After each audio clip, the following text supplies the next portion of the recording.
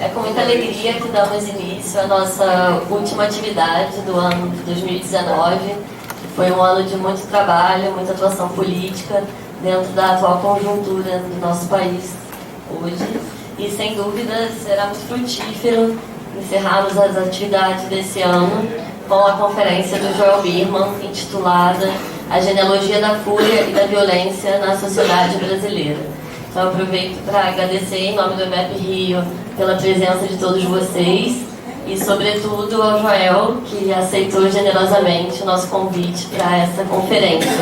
Queria convidá-los também para um brinde de encerramento, de confraternização, que vai se dar logo em seguida, né, dessa conferência, que vai ser lá no Fiorentina, no restaurante La Fiorentina, no Leme. Estão todos convidados. Então, vou passar a palavra para o Joel e depois a gente vai ter uma discussão.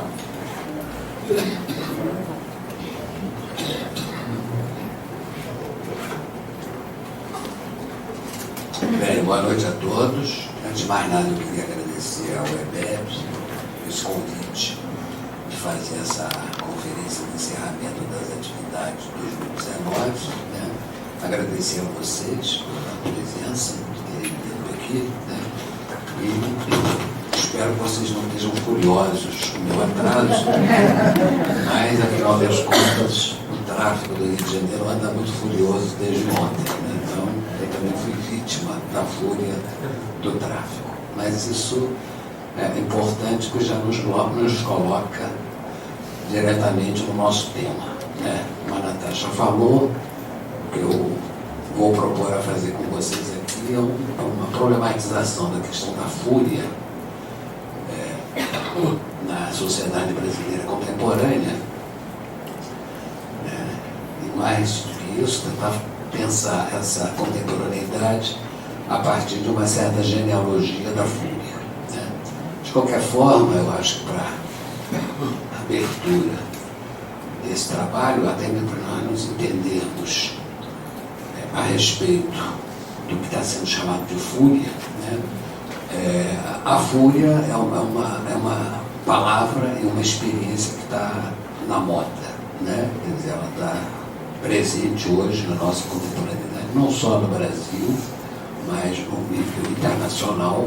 Né? Ela está presente o tempo todo. Né? E só para dar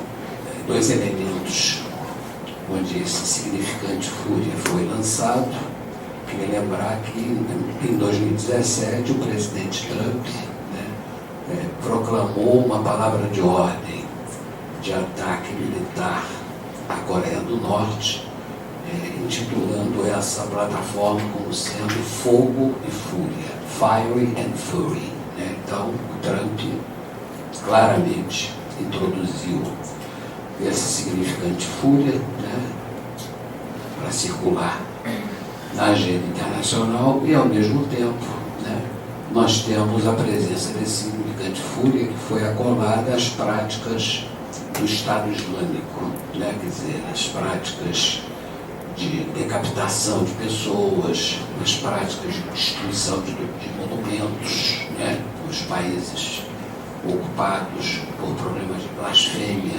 religiosa. Né? Então, a palavra fúria está ligado seja ao discurso do Trump, seja às práticas do Estado Islâmico.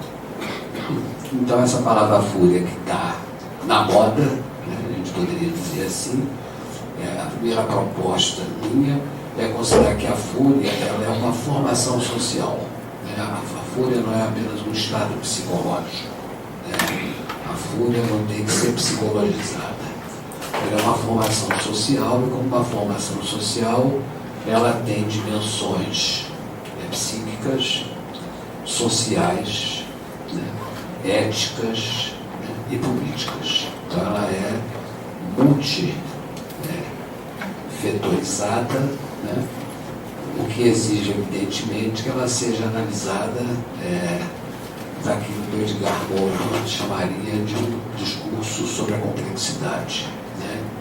Ou, se vocês quiserem, se nós quisermos nos evocarmos Freud, a fúria seria sobredeterminada, né? Como ele fala na interpretação representação dos sonhos para falar dos sonhos como realização de desejos. Né?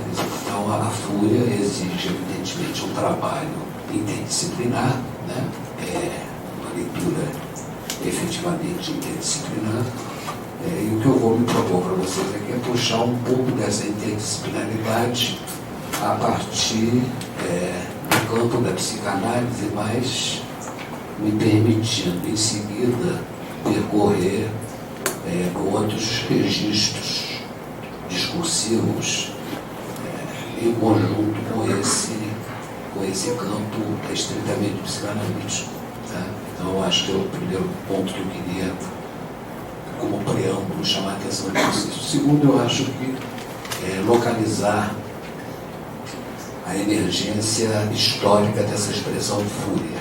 Né? Então, a expressão fúria, ela surge na tradição romana, no campo da filosofia romana, como tradução, né, inicial daquilo que na medicina grega se chamava de mania, né, propriamente dito. Então, há uma tradução da mania inicialmente para a fúria, né, e essas palavras, mania e melancolia, que são palavras de origem médica na tradição grega, né, elas foram, não obstante isso, incorporadas no vocabulário filosófico dos grandes autores, sobretudo Platão e Aristóteles, que falavam da mania e da melancolia. Entretanto, nessa passagem para a tradição romana, aconteceu um fenômeno interessante, que a palavra fúria foi desmedicalizada. Ela perdeu a acepção médica originária que ela tinha na tradição grega, né, e foi transformada numa categoria ética e política. Né? Então, a referência central disso é o texto dos Tusculanes do Cícero, que foi o autor que promoveu essa mudança de sentido da palavra fúria, né, de forma que ela ganha uma dimensão ética e política, né, perdendo qualquer conotação de ordem ética. Né. E nessa situação, ele dizia que enquanto que a mania e a melancolia eram experiências médicas, crônicas, aquilo que caracterizava a fúria é que ela era uma experiência ética momentânea. Uma coisa que dava e que passava, né? Não tendo, portanto, uma duração no tempo, uma permanência no tempo. E foi nesse mesmo sentido que a palavra fúria foi retomada ainda na tradição romana por um autor importante, que foi o Sêneca, que tem um trabalho sobre a fúria, numa obra chamada A Cólera. Né? Então, fúria e cólera, né, foram aproximadas por Sêneca, que manteve exatamente essa dimensão ético-política da experiência da fúria, sem qualquer conotação médica. Entretanto, se a gente dá um salto na história para o século XIX, aconteceu uma coisa muito curiosa, que a palavra fúria vai reaparecer ligado à mania e à melancolia na tradição psiquiátrica inicialmente francesa. Né? Então, tanto no Pinel quanto no Esquirol, que são dois clássicos do alienismo francês, eles vão começar a descrever a mania e a melancolia, que tinha um nome, inclusive, a melancolia de hipermania, né? na tradição alienista, né? De forma que a fúria passou a ser novamente uma característica, seja da mania, seja da melancolia.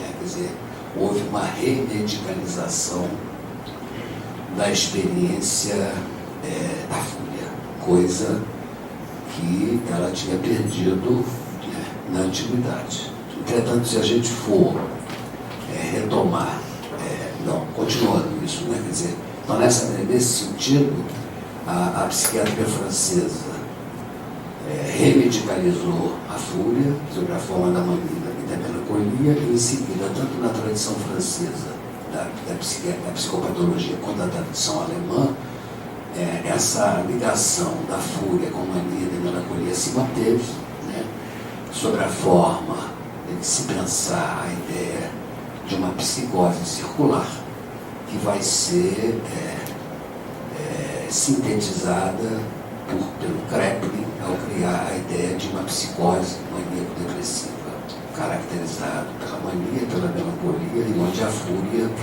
ou a cólera seria um elemento central desse quadro sintomático. E essa acepção vai se manter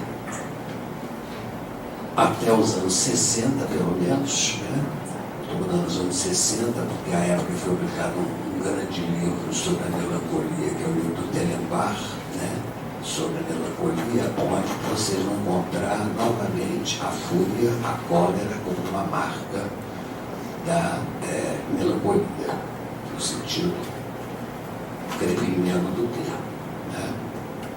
Portanto, a pergunta que se faz é o seguinte: por que será que nesse intervalo entre a antiguidade greco-romana e helenística e o aparecimento do animismo no século XIX, o que aconteceu para que essa etização da mania,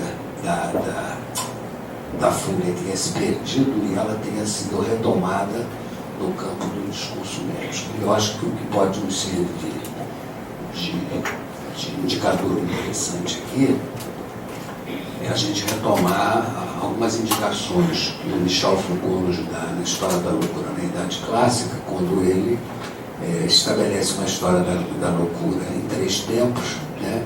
Um momento renascentista, um momento que ele chama da Idade Clássica, século XVII e XVIII, e o tempo moderno, que seria o tempo da modernidade, onde ele vai opor a ideia de loucura e aquilo que se passa a partir do século XVII com a oposição razão-desrazão.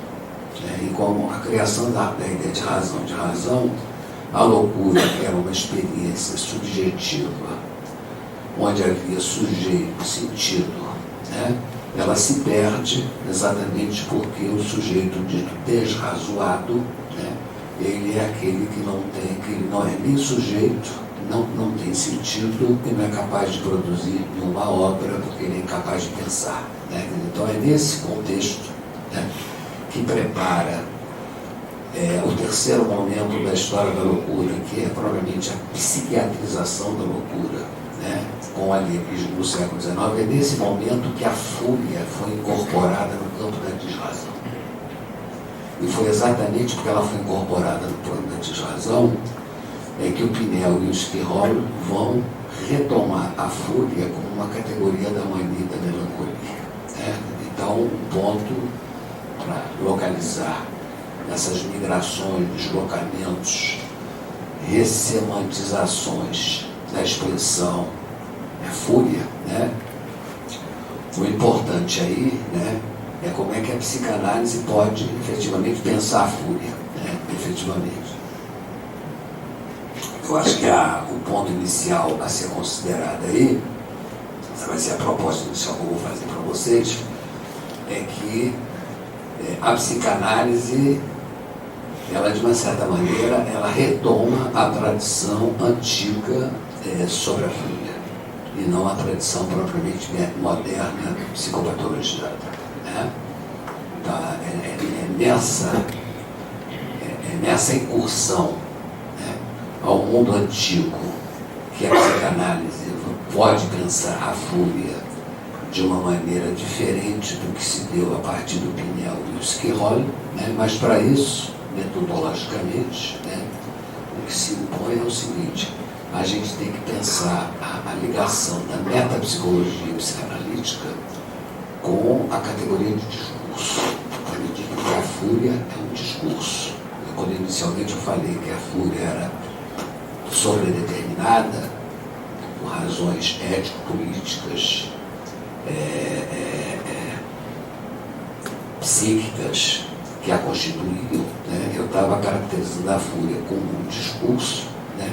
De maneira que pensar a fúria do ponto de vista psicanalítico implica em articular a ideia de discurso com a metapsicologia psicanalítica. Entretanto, a consequência fundamental disso, né, é o seguinte, é que a psicanálise não está sendo pensada aqui como uma psicopatologia.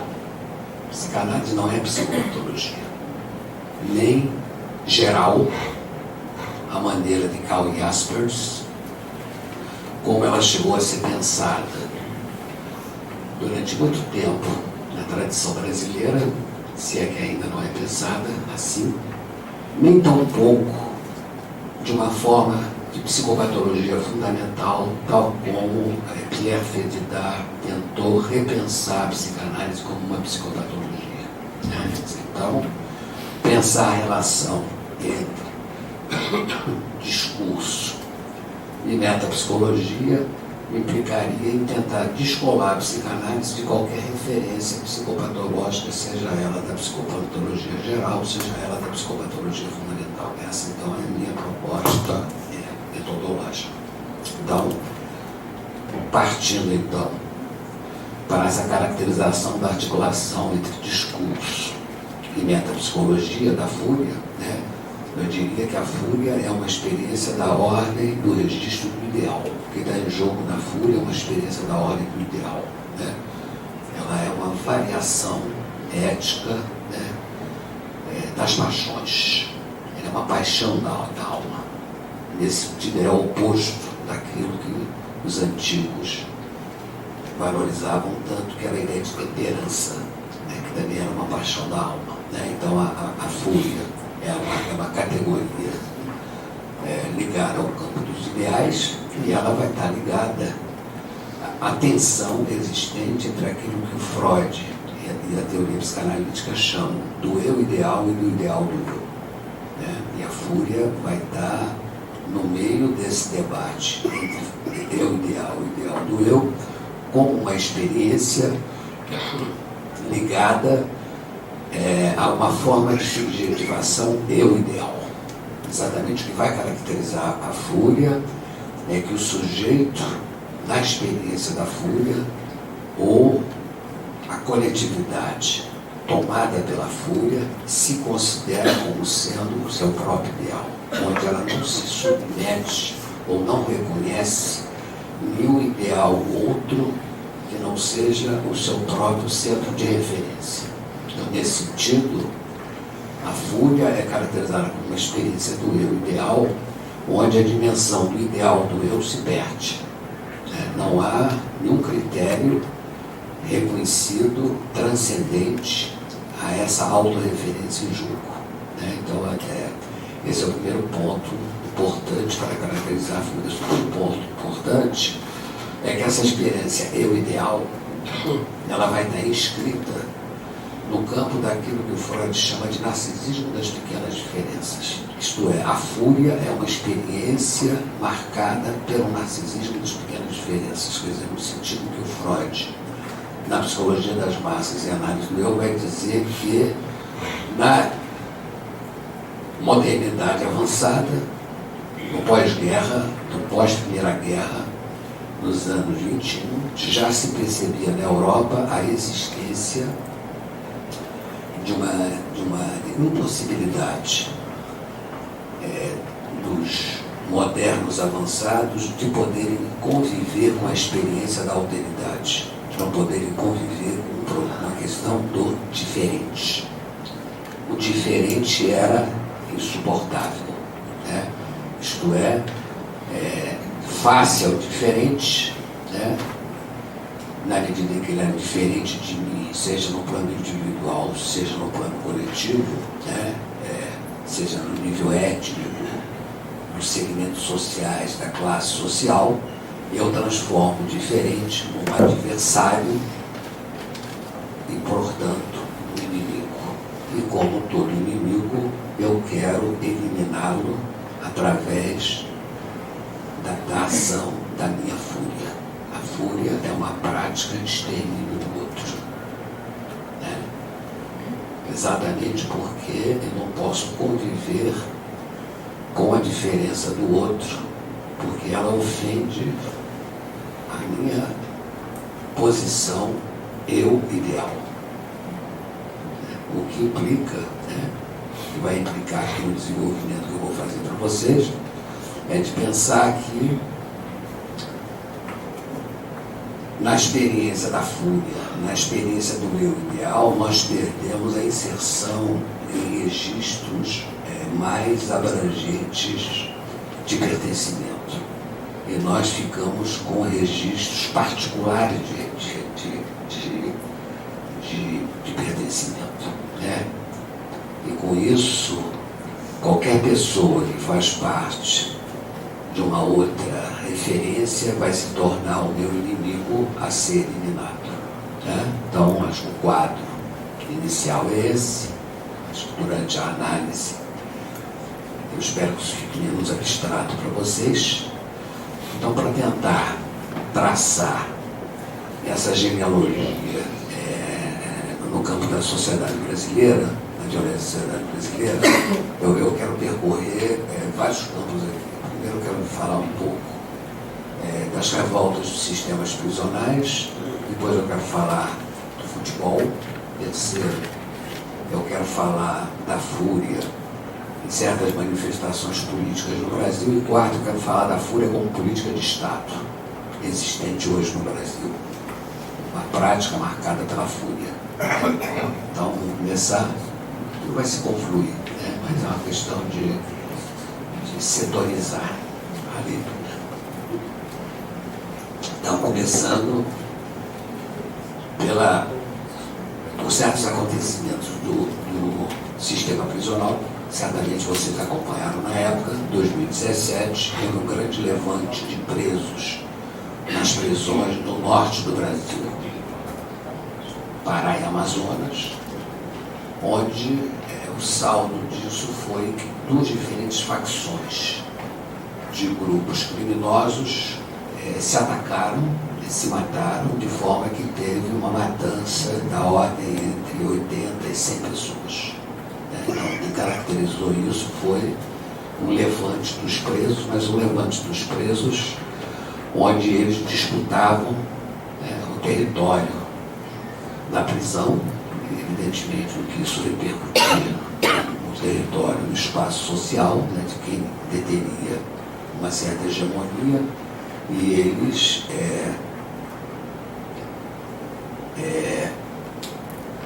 provocou essa rebelião, provocou uma fuga enorme de presos. O Estado brasileiro foi questionado na medida em que as populações locais ficaram apavoradas porque os presos estavam soltos pelas cidades e as forças policiais e prisionais não davam conta desses presos. Teve que ser convocado as forças federais para poder debelar a crise. Acho que todos se lembram perfeitamente disso que aconteceu. E nesse acontecimento que estava em jogo, nessa disputa desses grupos, era nada mais, nada menos do que o tráfico, a condução das drogas para o corredor sul-americano e do Caribe para chegar ao grande mercado de drogas dos Estados Unidos. Era quem é que ia deter a hegemonia dessa droga no mercado brasileiro. Era essa a razão desse combate. Entretanto, entrando agora mais na mecânica desse combate, o que caracterizou esse combate? É que os ataques desses dois grupos de criminosos foram feitos não só matando os seus oponentes. Os seus oponentes não só eram mortos, mas eles eram decapitados. E depois de decapitados, eles tinham os corpos fatiados em pequenos pedaços. Havia uma carnificina, literalmente, como se fosse um açougue.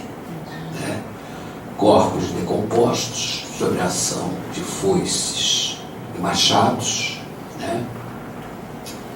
forma que,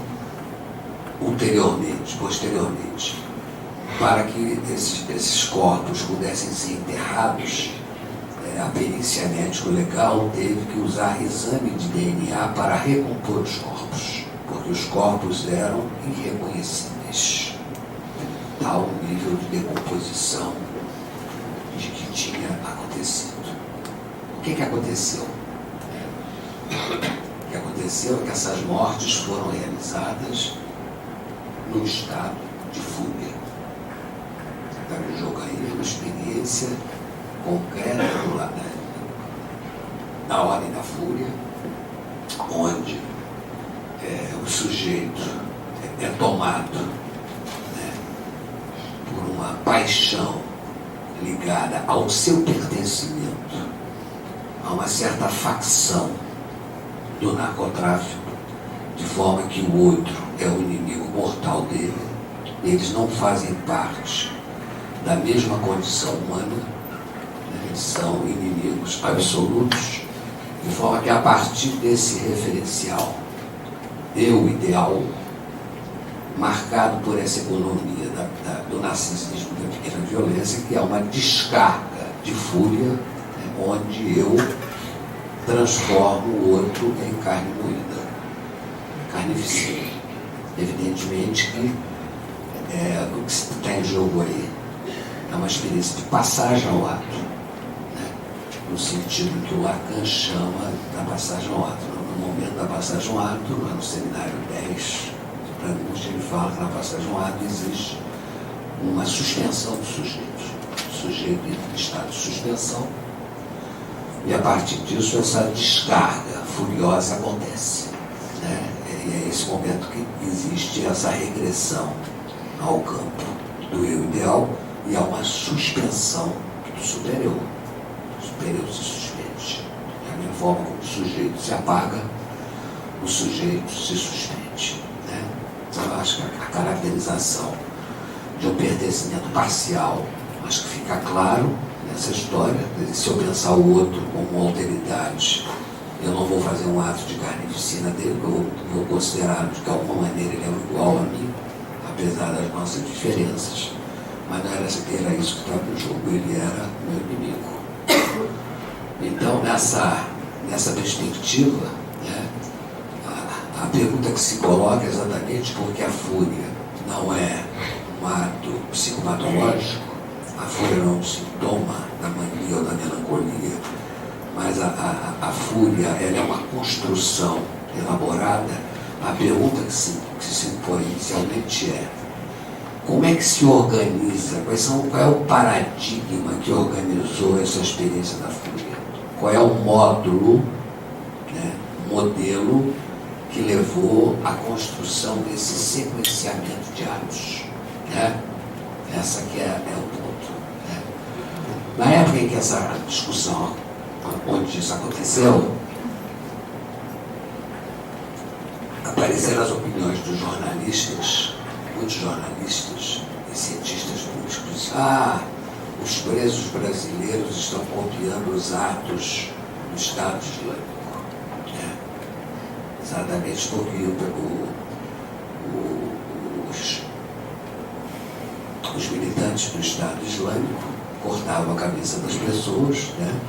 E todas essas práticas rituais de extermínios estavam propagadas nas redes sociais, na internet, no YouTube, né? Qualquer um pode consultar perfeitamente essas cabeças cortadas. Isso foi a opinião desses autores, né? Eu acho que isso é uma explicação preguiçosa. Como?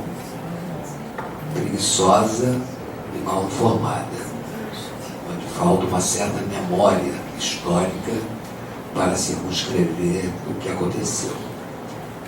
Por que eu estou dizendo isso? Se a gente fosse lembrar dos anos 80 e 90, nas lutas que se davam entre facções do narcotráfico, aqui mesmo no Rio de Janeiro, né, a gente encontrava experiências onde as pessoas se matavam, cortavam a cabeça, decompunha os corpos, pegava tudo isso, botava dentro de uma churrasqueira, né? E depois espalhava as cinzas da melhor forma possível para os corpos não serem identificados. E esses relatos feitos nos anos 90 no Brasil, né, foram feitos seja por pessoas que posteriormente acabaram confessando o que fizeram, seja por testemunhas oculares dessas experiências. Então, vejam bem, não tem nada de Estado Islâmico, né? Se a gente quiser fazer uma ironia com essa tragédia brasileira, a gente pode dizer que esse tipo de prática ela é made in Brazil. O Estado Islâmico copia, eles não têm originalidade zero. Né? Então, eles... então nessa perspectiva, você tem aí uma construção feita por essa experiência do narcotráfico brasileiro, né? Nós vamos localizar ela melhor. Tem um personagem famoso que está preso até hoje, chamado Elias Maluco. Elias Maluco fazia isso, né? Cortava a cabeça, né? Ele frequentou a mídia durante muito tempo, em torno lá da morte do Tim Watts, né? Então ele era um cara bastante conhecido nesse negócio. Então, esse ponto, né, ele é o ponto que localiza um módulo que foi constituído em certo momento nas lutas entre os grupos de narcotraficantes desde os anos 80 e 90 aqui no estado do Rio de Janeiro. Entretanto, se a gente for examinar mais de perto, esse tipo de prática furiosa, a gente vai ver e jogar isso naquilo que os historiadores chamam de uma história da longa duração, né? Nós vamos encontrar uma coisa interessante. Essas práticas de matar o inimigo, cortar a cabeça e cortar o corpo um pedacinho, eram práticas feitas pelo Exército Republicano Brasileiro em todas as guerras, em todos os movimentos messiânicos que aconteceram no Brasil entre o final do século XIX aos anos 30 e 40.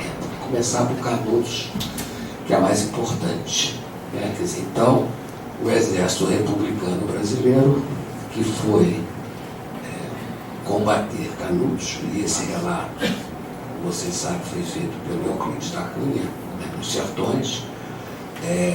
Esses corpos, eles eram mortos pelo exército, decapitados, cortados em pedaços, pendurados em paus, postes, como exemplaridade para que os restantes dos messiânicos se rendessem. Né? Então, se isso começou em Canudos, ele vai durar, né, em todos os movimentos messiânicos que vão acontecer até mais ou menos os anos 30 e 40 do século XX. Então, a gente vai estar vendo aqui que, historicamente, nós fomos narcotraficantes que inauguraram isso. Quem inaugurou isso foi o Exército Republicano Brasileiro. Né? O Exército Republicano Brasileiro e o historiador Eric Hobsbawm, que é um historiador inglês. Ele tem um belo livro chamado Os Bandidos, né, que foi traduzido em português nos anos 70, se não me engano, com o título Rebeldes Primitivos. E ele então fazia um estudo desses movimentos messiânicos que aconteceram no sul da Itália, no sul da Espanha, no Brasil, né, esses aqui me referindo. E ele dizia que o que caracterizava esses movimentos é que eram movimentos pré-políticos, né, no sentido de que eram movimentos que não tinham uma ideologia política clara e que eles se davam sempre em territórios camponeses, né, onde você tinha uma dominância de uma economia agrária, né, e ao mesmo tempo onde a caracterização dessas experiências sociais eram que essas populações elas eram completamente simplesmente deixadas ao léu pelo Estado. O Estado as abandonava, né? E exatamente por conta desse abandono, essas populações faziam uma insurreição. No caso de Canudos, do conselheiro, é que o Canudos queria restituir a monarquia, né? Ele queria restituir a monarquia contra a República, né? E a República foi lá, jogou, né? Destruiu eles. Então, vejam bem, a gente pode localizar já aí nesse contexto que o modelo não está mais nas classes populares, mas ela está localizada no campo do Exército Brasileiro Republicano, né? Onde, diante de uma fúria religiosa, o que acontece é que o Estado brasileiro combate isso com uma fúria militar carnificínica de destruir os corpos. Exatamente como aconteceu em 2017 nas prisões no norte e nordeste do Brasil. Exatamente a mesma coisa, né? Então essa caracterização aí, ela é interessante, mas a gente sair para jogar essa longa duração um pouco para trás, a gente vai ver que em todo o período colonial brasileiro era assim que o rei de Portugal e as suas tropas faziam face a todas as insurreições. Diante de todas as insurreições, o rei prendia, enforcava, decapitava e cortava em pedaços, segundo a regra existente no antigo regime de que qualquer crime e qualquer insurreição é um crime de lesa majestade, e onde o soberano ele tem poder de vida e de morte sobre seus súditos, né? Então, todo o período colonial brasileiro ele foi marcado por ações contra essas insurreições, marcadas por essas práticas militarmente furiosas, feitas pelo Estado colonial e pelo rei, pelas tropas do rei de Portugal, né? Um dos símbolos disso, que está presente lá nos nossos livros escolares, né? Eu estava, não sei se foi mudado recentemente, né?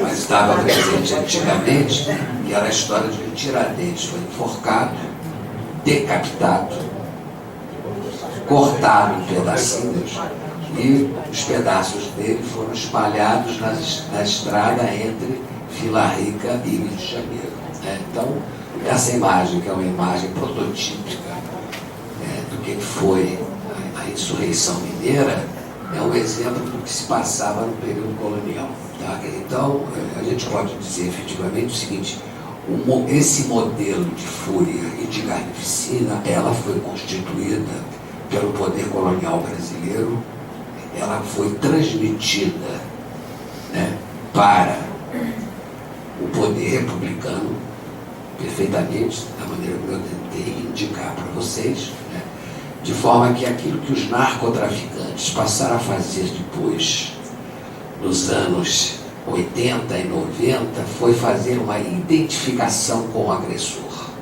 Eles passaram a fazer aquilo que o agressor fazia desde sempre, desde o início dessas práticas propriamente soberanas. Quer dizer, então há uma identificação com o agressor, né? E evidentemente que há uma... E aí a gente precisa não perder de vista uma coisa muito importante: entre os anos 40 e 60 há uma mudança, o Brasil vai se modernizar, o Brasil vai deixar de ser um país essencialmente agrário para ser um país que quer ser um país industrial. Ele vai deixar de ser um país centrado no campo, ele vai ser centrado nas cidades. E esse movimento se dá entre os anos 40 e 60, onde vai haver uma grande migração de pessoas do norte, nordeste, do Brasil em relação aos grandes centros urbanos, sobretudo Rio de Janeiro e São Paulo, né? Que eram as grandes metrópoles, onde havia não só maior oferta de trabalho, né, como maior riqueza econômica para acolher essas populações.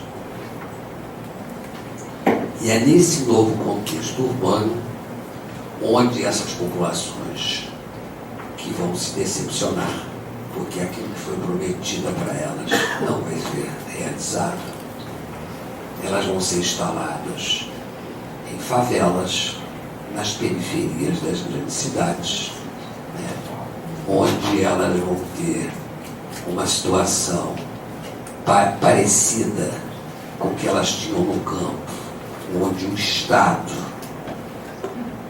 não intervém nessas comunidades como Estado, né, de forma que elas ficam situadas num fogo cruzado entre os narcotraficantes, a partir dos anos 90, os milicianos e a polícia.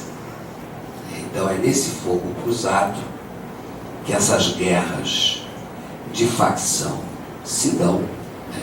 Milicianos, narcotraficantes, a polícia, que tem os seus interesses nisso, que não é o interesse do Estado, na medida que a polícia é corrupta, né? Quer dizer, então nós estamos diante de uma tripla economia eu-ideal.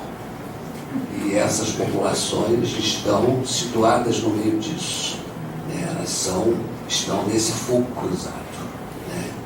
E elas pagam efetivamente o preço desse tipo de combate furioso, né? Efetivamente, e que esse ataque furioso hoje,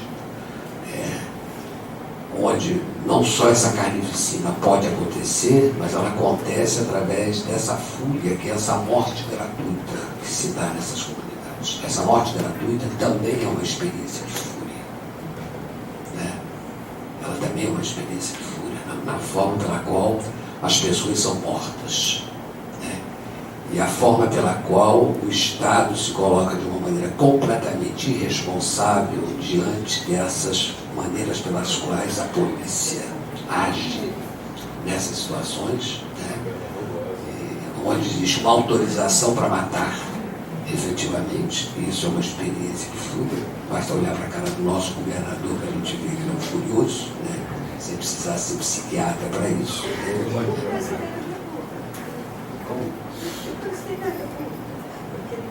Vai chegar lá. Então você tem aí uma experiência de fúria bem caracterizada e onde o que está em jogo são interesses particulares e não interesses coletivos, o do Estado, na medida mesmo que o Estado mandou esse tipo de população. Então a gente tem aí diferentes modalidades de violência, de fúria, que estão efetivamente colocadas aí, né? Mas a gente for passar para um outro registro, né? Que é o registro do futebol, a gente vai encontrar uma coisa parecida, né? E é curioso como o futebol vai ser tomado como uma causa pelas populações, sobretudo pelas populações pobres, na medida em que se o Estado não as representa, se elas são excluídas do Estado, se elas são cidadãos de segunda categoria, né? Elas vão transformar os seus clubes de futebol no seu Estado. Razão pela qual uma torcida como a do Flamengo se chama a Nação Rubro-Negra. Não é à toa que ela se chama a Nação Rubro-Negra.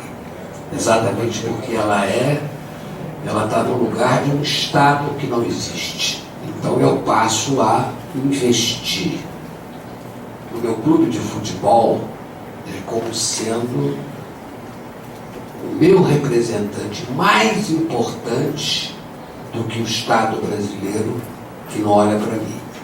Então, em nome do meu time de futebol, eu dou o exemplo do Flamengo, mas todas as torcidas têm, mesmo que elas não sejam tão simpáticas Desculpe meu partido. Tão simpáticas, tão atraentes como a do Flamengo, elas têm uma organização parecida com o que eu quero dizer aqui, onde as pessoas, um jogo de futebol não é apenas um jogo de futebol. O jogo de futebol é uma questão de luta ou de morte, é um campo de batalha. Perder um jogo é perder a vida.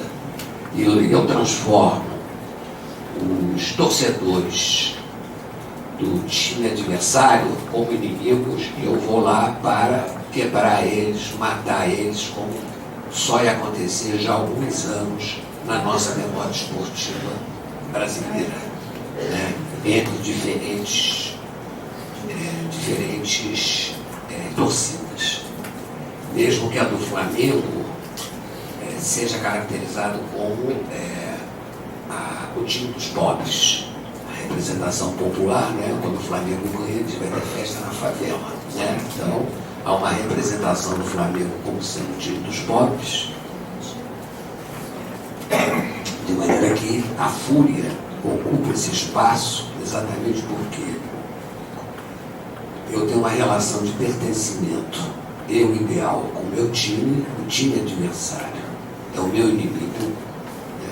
E eu vou destruí-lo, né? Eu vou massacrá-lo, né? E vice-versa. Se caracteriza aí claramente uma experiência de narcisismo das pequenas diferenças, muito claramente, né? Nessa experiência que toma conta desse imaginário do nosso futebol. E isso não é uma experiência recente, é uma experiência antiga, né? Agora a gente tem também uma terceira modalidade de violência, que é a violência que começou a acontecer nas manifestações políticas a partir de 2013, são as manifestações dos Black Blocs, né? Que também é uma experiência de fúria. É uma experiência em que você quebra todos os símbolos do Estado, ou os símbolos do capital, por exemplo, agências bancárias, cabines telefônicas, tudo aquilo que não te traz alguma coisa do qual você espera e que eu acho que é a atualização no Brasil dos movimentos anti-globalização contra o modelo neoliberal, tal como se passou em outros lugares do mundo. Quer dizer, é a marca brasileira desse tipo de movimento que se deu na Europa, nos Estados Unidos, né? Que é o mesmo movimento onde você tem essa fúria em jogo e que tem as mesmas características que eu falei do futebol em relação a lutas de facções ou a luta da polícia com as facções. De forma que nós temos aí esse tipo de caracterização. E quarto, né, a fúria como forma de discurso do Estado, que eu acho que é o que a gente está vivendo hoje no Brasil. O discurso do Estado brasileiro hoje é um Estado, é um discurso de fúria. É um discurso do nós contra eles. É um discurso onde eu não reconheço democraticamente a existência dos meus adversários. Eu transformo os meus adversários em meus inimigos e que eu quero é destruí-los.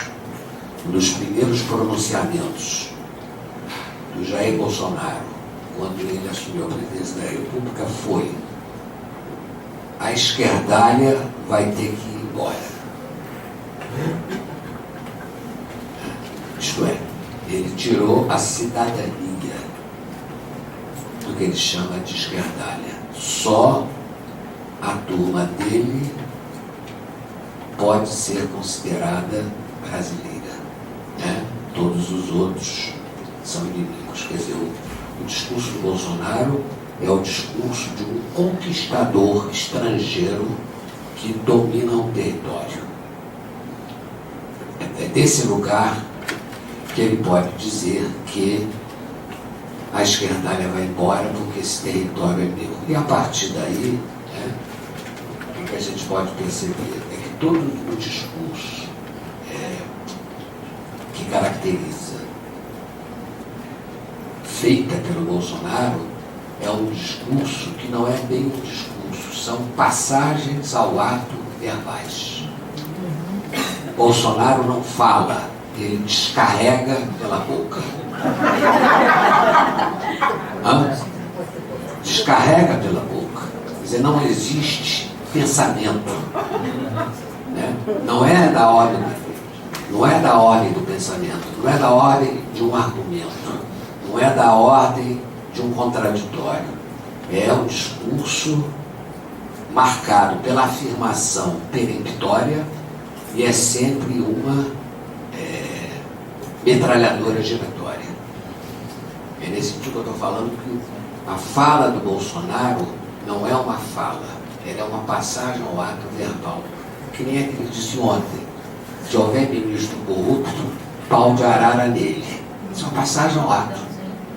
Entendeu?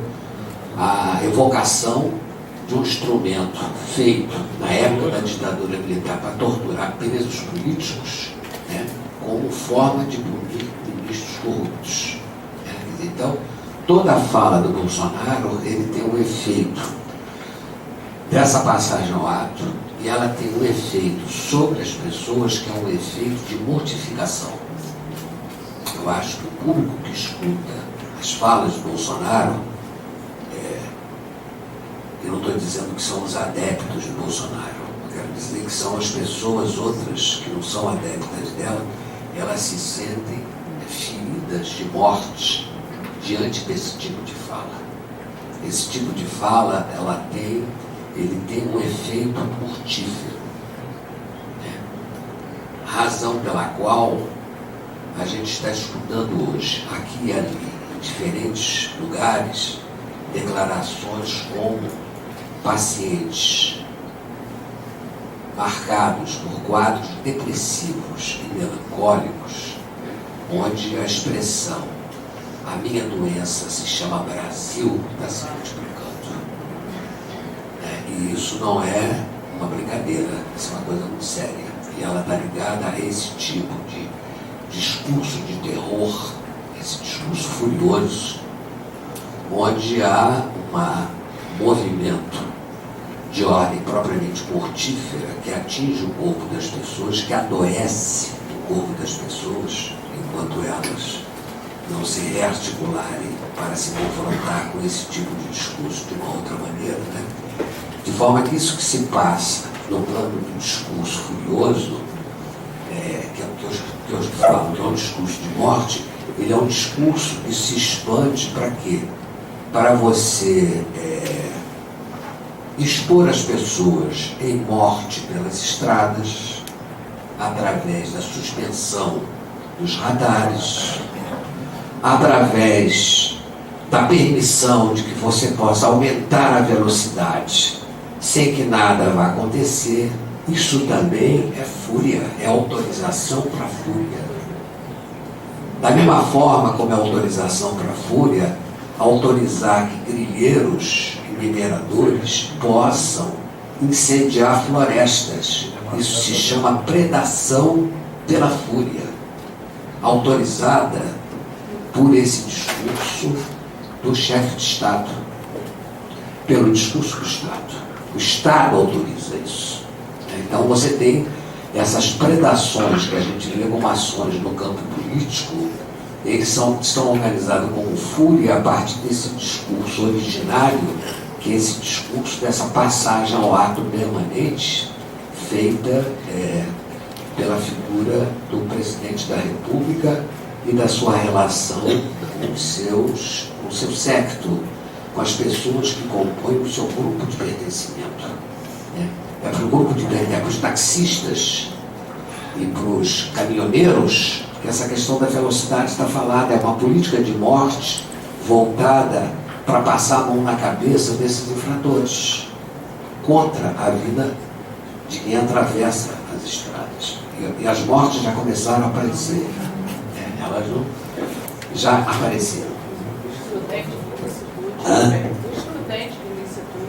Da mesma forma, o excludente de licitude voltado para a proteção do policial que mata, né? Que está deixando o Bolsonaro e o Sérgio Moro conformados de que a Câmara dos Deputados recusou esses elementos. Então, são práticas onde a prática da fúria como discurso do Estado, ela está perfeitamente autorizada, né, com as consequências graves que isso vão acumulando e vão acumular mais ainda, né, de forma que, recentemente eu escutei uma coisa muito interessante, de que o problema não é se o governo do Brasil é bom ou mau. A gente já teve governos bons e governos maus. Nós tivemos governos com lados bons e lados maus. O governo Bolsonaro não tem que ser avaliado pelo lado se ele é bom ou se ele é mau. A prática de governabilidade do Bolsonaro, marcada pela fúria, ela é uma prática perversa, é diferente. Ela está além de se é uma boa ou é uma má política. Ela é uma prática perversa voltada para a morte, voltada para a intimidação das pessoas pela fúria, né? E que marca efetivamente esse estado de guerra, né, que nós estamos sendo convocados para criarmos as nossas formas de resistirmos a essa fúria em nome da afirmação da potência da vida, para não sermos objetos de ser dizimados por essa fúria nesses diferentes registros que eu tentei mostrar para vocês aqui, mas onde tudo combina para essa fúria do discurso do Estado brasileiro hoje contra as populações que não fazem parte do seu grupo de pertencimento. Muito obrigado.